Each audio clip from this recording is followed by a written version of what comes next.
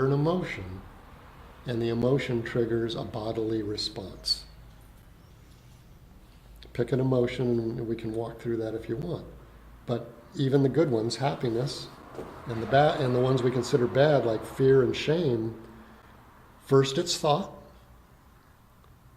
then it's emotion, then it's a bodily feeling. Whether those things are good or bad depends on the emotion you're experiencing. So if you hadn't thought those thoughts, you wouldn't have felt those emotions, and you wouldn't have had that bodily experience. So thought, what is thought? I mean, thought's nothing. Thought is thought. It's like, where do thoughts come from?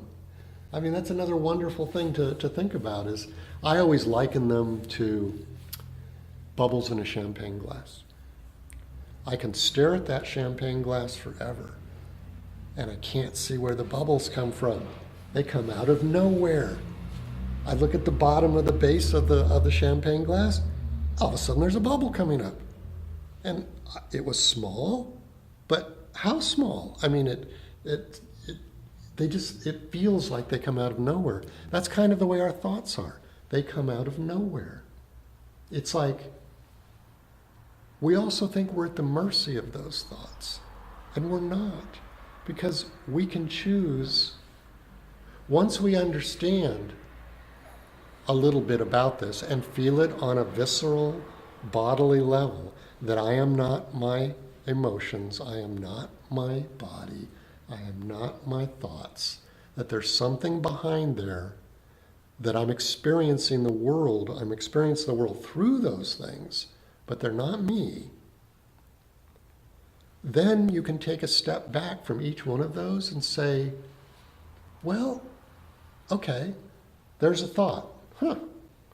If you don't associate yourself with the thought, if you don't take it as your thought, or feel like it came from you or your experiences, then you've distanced yourself a little bit from them, which means you're not totally involved in the thought, which means that if there's an emotion that comes along, you're not totally involved in the emotion anymore, because the thought really wasn't all that much of yours anyway.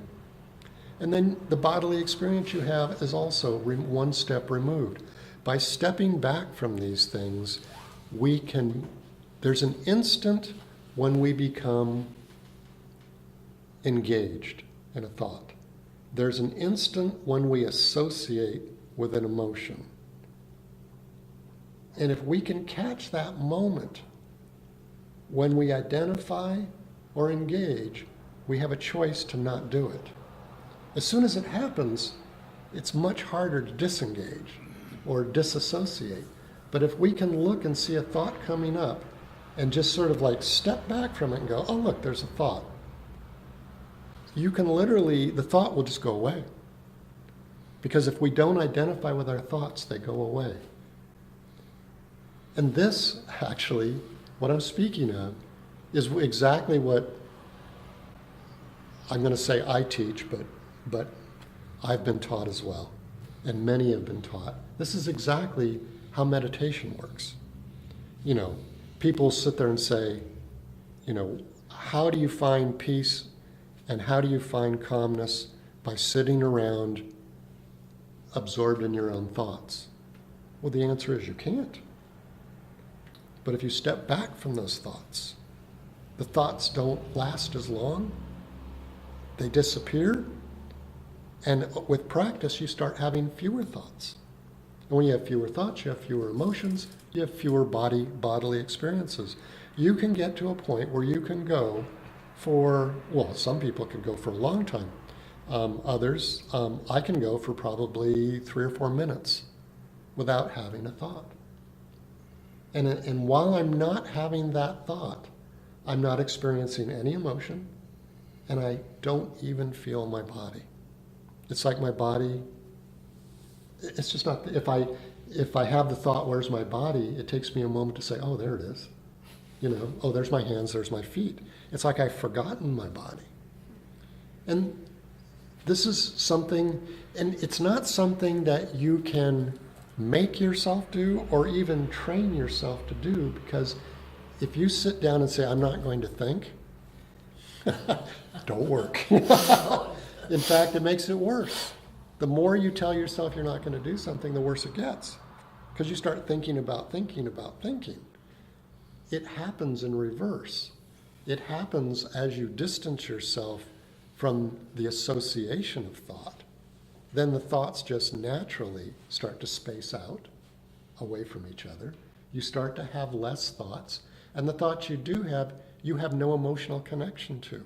It's just like, oh, there's a bubble in the champagne glass that just came up. That's weird. You know?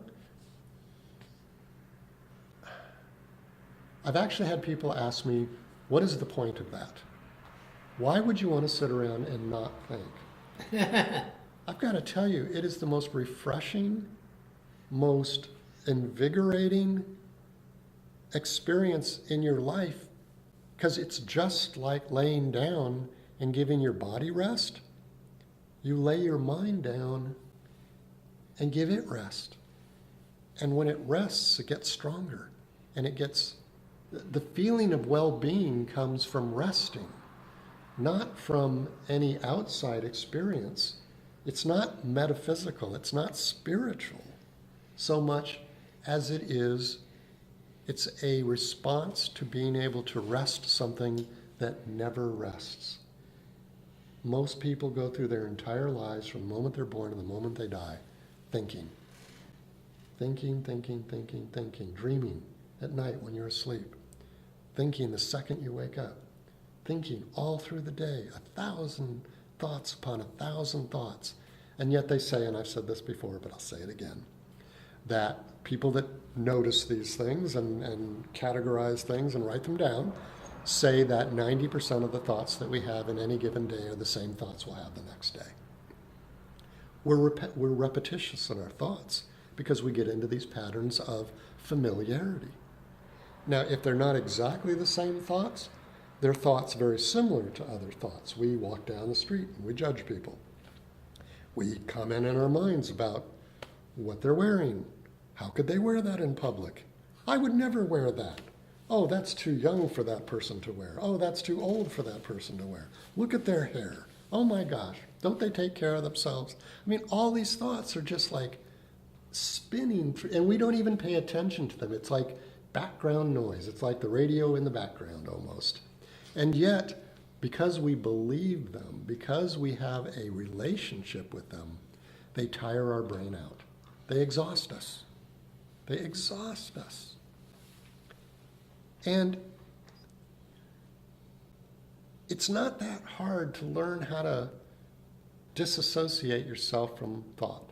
The first thing you have to realize is that those thoughts are not important. And they're not important to have at any given moment. One of the things I teach in meditation again and again, it's something, every time I say that, please be assured I've been taught this by someone else. I'm not anyone who's come up with anything new, that's for sure. But what I've been taught and what I've experienced is that if I'm having a thought process that that is maniacal or goes on and is very engaging, I can literally tell myself, not now. Don't tell yourself to stop. Simply tell yourself, not now. Think about that later. And what it does is it sort of clears the slate. And honestly, you'll probably never go back to thinking that later, even though you've told yourself, not now. You know, I'll think about that later. Yeah, you know you won't, but because thought is like a wild horse. Once it starts running, it's hard to stop it from running. And once it stops on its own accord most of the time.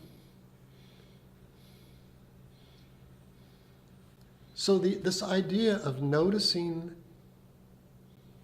where our thoughts come from, noticing that they're tied to emotion, noticing that they elicit bodily responses in us that are good or bad,